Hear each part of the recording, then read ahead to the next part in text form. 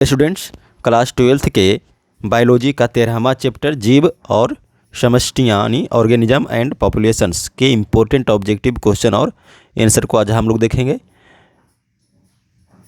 सभी objective question आपको important बताए जाएंगे, इसलिए वीडियो में लास्ट तक बने रहें।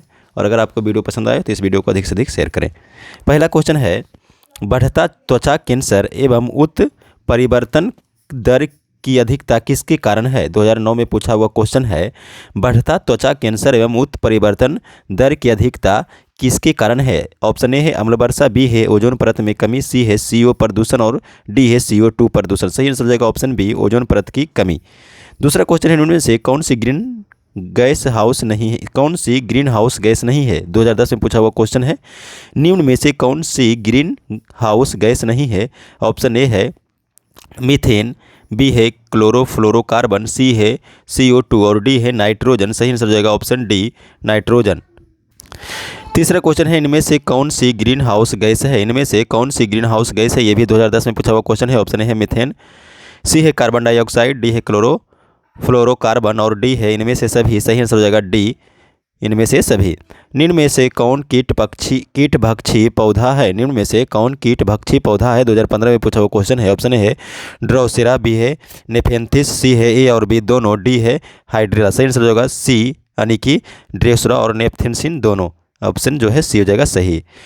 पाँच में है लाइकेन सूचक है। लाइकेन सूचक है CO2 प्रदूषक का, SO2 प्रदूषक का, CO प्रदूषण का और जल प्रदूषण का। तो सही आंसर हो जाएगा SO2 प्रदूषण का, यानी कि ऑप्शन जो है बी हो जाएगा इसका सही दोस्तों। अगला क्वेश्चन देखिए, बहुत ही इंपॉर्टेंट क्वेश्चन है। विश्व स्वास्थ्य संगठन यानी WHO के द्वारा ध्वनि प्रदूषण का मानक है। 2016 और 2017 में पूछा हुआ क्वेश्चन है, WHO के द्वारा ध्वनि प्रदूषण का मानक है। ऑप्शन ए है 20 से 30 डेसिमल, बी है 45 डेसिमल, सी है 75 डेसिमल और डी है 90 डेसिबल। सही आंसर हो जाएगा 20 से 30 डेसिमल, यानी कि ऑप्शन ही हो जाएगा सही। इनमें से कौन सा पौधा जलोद्भिद है। 2016 में पूछा हुआ क्वेश्चन है, इनमें से कौन सा पौधा जलोद्भिद है। ऑप्शन ए है सिंघारा, बी है नागफनी, सी है शीशम और डी है एकेनसिया। सही आंसर हो जाएगा ऑप्शन ए, सिंघारा। विश्व पर्यावरण दिवस कब मनाया जाता है। 2012 और 2017 में पूछा हुआ क्वेश्चन है, विश्व पर्यावरण दिवस कब मनाया जाता है। 5 जून को, यानी कि ऑप्शन जो है देखिए दोस्तों बी हो जाएगा सही। ठीक है, विश्व पर्यावरण दिवस जो है 5 जून को मनाया जाता है। अगला क्वेश्चन देखिए, 9 में क्या पूछा है, इनमें से कौन सा पौधा जलोद्भिद है। ये भी बहुत इंपॉर्टेंट क्वेश्चन है, 2016 और 2017 में पूछा हुआ क्वेश्चन है।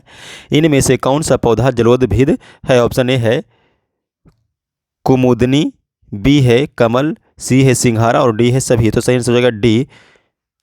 हवा के वेग को किस यंत्र द्वारा मापा जाता है। हवा के वेग को एनीमोमीटर से मापा जाता है। ऑप्शन जो है ये हो जाएगा सही। अत्यधिक निक्षालन के फलस्वरूप FE तथा AL ध्वनि मुद्रा कहलाती है।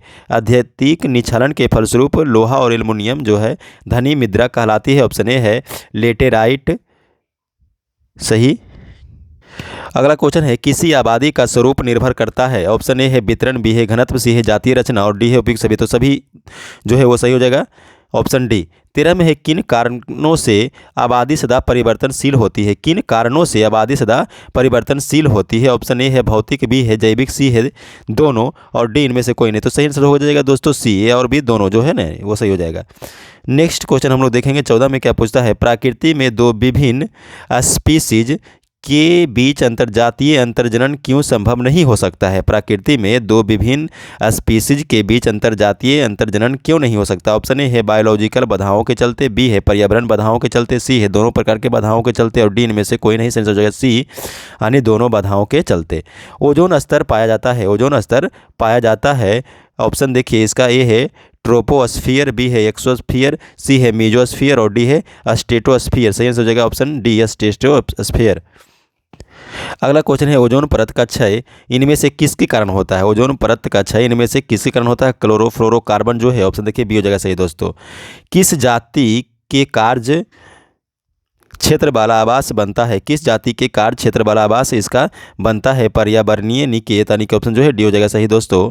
18 में अधिकतम वृद्धि दर पाई जाती है। अधिकतम वृद्धि दर पाई जाती है। ऑप्शन ए है लेग अवस्था में, बी है एक्सपोनेंशियल अवस्था में, सी है स्थिर अवस्था में और डी है सेनिसेंट अवस्था में। सही हो जाएगा ऑप्शन बी, एक्सपोनेंशियल अवस्था में। 19 नंबर में है निक ओवरलैप है। निक ओवरलैप है। ऑप्शन ए है दो जातियों के बीच सह दो जातियों के बीच सहोपार्किता, बी है दो जातियों के बीच सक्रिय सहोपकारिता, सी है समान भोजन में दो भिन्न परजीवी, और डी है दो जातियों से संसाधन की सहभागी। सही आंसर हो जाएगा डी। विश्व में शीत भागों के जंतुओं की अपेक्षा गर्म भागों के जंतुओं में बाह्य कर्णों का बड़ा आकार निम्नलिखित में से किसके कारण होता है? ऑप्शन इसका देखिए डी हो जाएगा सही, एलन का सिद्धांत। अगला क्वेश्चन है, पृथ्वी के निकट का वायुमंडल का क्षेत्र कहलाता है ट्रोपोस्फियर, यानी कि ऑप्शन जो है सी हो जाएगा सही, ट्रोपोस्फियर। 22 में इनमें से कौन रसायन आबादी के जीवों के बीच संचार स्थापित करने में मदद करता है? इनमें से कौन रसायन आबादी के जीवों के बीच संचार स्थापित करने में मदद करता है? फेरोमोन, यानी कि ऑप्शन जो है सी हो जाएगा सही। नेक्स्ट क्वेश्चन है, किस जीव का उसके बाह्य वातावरण के अनुरूप परिमार्जन उदाहरण है? किसी जीव का उसके बाह्य वातावरण के अनुरूप परिमार्जन का उदाहरण है अनुकूलन, यानी कि ऑप्शन जो है इसका दोस्तों हो जाएगा सी सही, अनुकूलन। 24 का सी हो जाएगा सही। नेक्स्ट क्वेश्चन देखिए 24 में क्या है, मृदा जिसका परिवहन वायु द्वारा होता है उसे क्या कहते हैं? मृदा जिसका परिवहन वायु के द्वारा होता है उसे इओलियन कहते हैं, यानी कि ऑप्शन जो है देखिए बी हो जाएगा सही, इओलियन। 25 में है, उष्णकटिबंधीय वन में कुछ जातियों के विलुप्त होने का मुख्य कारण क्या है? उष्णकटिबंधीय वन में कुछ जातियों के विलुप्त होने का मुख्य कारण क्या? ऑप्शन ए है वन एकीकरण, बी है वनीकरण, सी है प्रदूषण, और डी है मृदा अपकरण। सही आंसर हो जाएगा ये जो है बी हो जाएगा वनीकरण। 26 में है, दो भिन्न आवासों के राज्य क्षेत्रों के संधि स्थान पर जैव विविधता की उपस्थिति कहलाती है। दो भिन्न आवासों के राज्य क्षेत्रों के संधि स्थान पर जैव विविधता की उपस्थिति कहलाती है। ऑप्शन ए है बोटलनेक प्रभाव, बी है एज प्रभाव, सी है संधि स्थान प्रभाव, और डी है पाश्चर प्रभाव। तो सही आंसर हो जाएगा ऑप्शन ए बोटलनेक प्रभाव।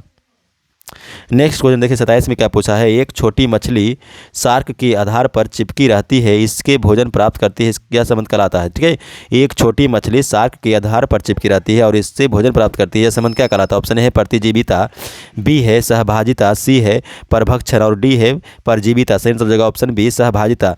किसी क्षेत्र में हाथियों के समष्टि की अधिक सघनता का नतीजा क्या हो सकता है? ऑप्शन ए है सहोपकारिता, बी है अंतरजातीय प्रतिस्पर्धा, सी है अंतःजातीय प्रतिस्पर्धा, डी है एक दूसरे का परभक्षण, सी अंतःजातीय प्रतिस्पर्धा। सर्दियों के दौरान जंतु अक्रिय हो जाते हैं, यह कहलाता है? ऑप्शन ए है वातानुकूलन, बी है शीत निष्क्रियता, डी है ग्रीष्म निष्क्रियता, डी है अनुकूलन। सही आंसर हो जाएगा बी निष्क्रियता, शीत निष्क्रियता। 30 में है, प्रेइंग मेटिस एक अच्छा उदाहरण है, प्रेइंग मेटिस एक अच्छा उदाहरण है। ऑप्शन ए है कैमोफ्लेजिंग, बी है मुलेरियन मिमिक्री, सी है वार्निंग कलरेशन, और डी है सामाजिक कीट। हो जाएगा ऑप्शन ए कैमोफ्लेजिंग। 31 में है, मृदा परिच्छेदिका में ह्यूमस उपस्थित होती है, मृदा परिच्छेदिका में ह्यूमस उपस्थित होती है। ऑप्शन इसका देखिए ए दिया हुआ है ओ स्तर में, बी है ए स्तर में, सी है बी स्तर में, और डी है सी स्तर में। सही हो जाएगा बी यानी ए स्तर में। अगला क्वेश्चन है, निम्नलिखित में से कौन सी मृदा कृषि हेतु सर्वोत्तम होती है? ऑप्शन ए है चिकनी मिट्टी, बी है सिल्ट, सी है सिल्ट तथा चिकनी मिट्टी के साथ दोमट का मिश्रण, और डी है दोमट मृदा। सही हो जाएगा डी दोमट मृदा। पर्यावरण संरक्षण अधिनियम किस वर्ष लागू हुआ था? 1992 में हुआ था, यानी कि ऑप्शन जो है डी हो जाएगा सही। 11 जुलाई को मनाया जाता है विश्व जनसंख्या दिवस, यानी कि ऑप्शन जो है ए हो जाएगा सही। अगला क्वेश्चन है 35 में, लाइकेन किसका समूहन है? लाइकेन किसका समूहन? शैवाल तथा कवक का, यानी ऑप्शन जो है बी हो जाएगा सही दोस्तों। 36 में है, पृथ्वी के सतह के स्वरूप तथा व्यवहार से संबंधित कारक है स्थलाकृति का, यानी कि ऑप्शन जो है बी हो जाएगा सही। 37 में है, निम्न में से अकार्बनिक पदार्थों का प्रयोग करते हैं, निम्न में से अकार्बनिक पदार्थों का प्रयोग करते हैं। ऑप्शन ए है स्वपोषी, सही हो जाएगा ऑप्शन ए स्वपोषी। 38 में है, मानव जनसंख्या का अध्ययन कहलाता है, मानव जनसंख्या का अध्ययन कहलाता है। ऑप्शन ए है साइकोलॉजी, बी है डेमोग्राफी, सी है बायोग्राफी, और डी है कैलोग्राफी। सही आंसर हो जाएगा बी मानव जनसंख्या का अध्ययन क्या कहलाता है? डेमोग्राफी। कीट भक्षी पौधे कीटों को खाते हैं, देखिए क्या दिया हुआ है 39 में, कीट भक्षी पौधों कीटों को खाते हैं, नाइट्रोजन के लिए। ऑप्शन जो है डी हो जाएगा सही। 40 में है, इनमें से किसका स्वर उच्च पिच यानी स्वरमान का होता है? स्त्री का जो है पिच अधिक होता है पुरुषों की तुलना में, तो ऑप्शन जो है इसका बी हो जाएगा सही। 41 में है, विज्ञान जो अनुवांशिकी को पर्यावरण से जोड़ती है, विज्ञान जो अनुवांशिकी को पर्यावरण से जोड़ती है। ऑप्शन ए दिया हुआ है पारिस्थितिकी, बी है पारिकार्यिकी, सी है जियोकोलॉजी। तो इस सही आंसर हो जाएगा ऑप्शन सी जियोकोलॉजी। और 42 में है जलीय पौधों में कटी फटी पत्तियां होती है, जलीय पौधों में कटी फटी पत्तियां होती है जल धाराओं के प्रभाव को कम करने के लिए। यानी ऑप्शन जो है ये सी हो जाएगा सही। नेक्स्ट है 43 में इनमें से सर्वाधिक हानिकारक गैस कौन सी है? इनमें सर्वाधिक हानिकारक गैस कौन सी है? ऑप्शन ए है कार्बन मोनोऑक्साइड, बी है सल्फर डाइऑक्साइड, सी है नाइट्रस ऑक्साइड, डी है इनमें से कोई नहीं। सही जगह ऑप्शन ए कार्बन मोनोऑक्साइड जो है सबसे हानिकारक गैस है इनमें से।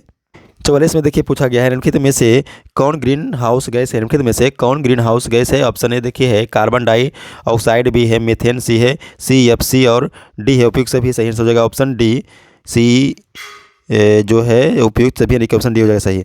45 में है पौधे जो चट्टानों पर उगते हैं क्या कहलाते हैं? पौधों जो चट्टानों पर उगते हैं वो क्या कहलाते हैं? लिथोफाइट, यानी ऑप्शन जो है बी हो जाएगा सही।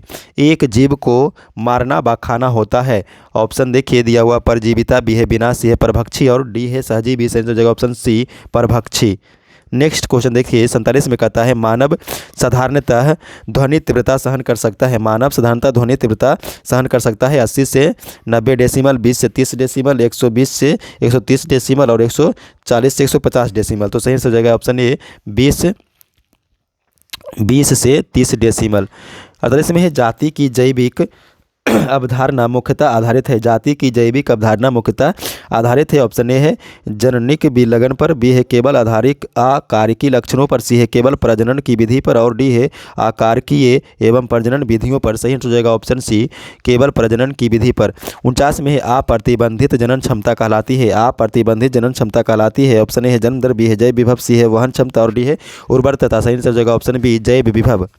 50 में है न्यूमैटोफोर सामान्यतः पाए जाते हैं। न्यूमैटोफोर सामान्यतः पाए जाते हैं। ऑप्शन ए है मरुद्भिदों में, बी है जलोद्भिदों में, सी है मेसोफाइट्स में और डी है लवणोद्भिदों में। सही आंसर हो जाएगा ऑप्शन डी लवणोद्भिदों में। आयु का ज्यामितीय निरूपण किसका अभिलक्षण है? आयु का ज्यामितीय निरूपण किसका अभिलक्षण है? ऑप्शन देखिए ए दिया हुआ समष्टि, बी है भूस्खलन, सी है परिपारी तंत्र, सी और डी है जैव समुदाय। सही हो जाएगा ऑप्शन ए समष्टि। तो दोस्तों आज हम लोग इस वीडियो में क्लास 12 के बायोलॉजी का 13वां चैप्टर का ऑब्जेक्टिव क्वेश्चन और उसके आंसर को देखा। अगर आपको वीडियो पसंद आया हो तो इस वीडियो को देखते शेयर करिए और यदि हमारे चैनल पर नहीं है तो हमारे चैनल को सब्सक्राइब करें।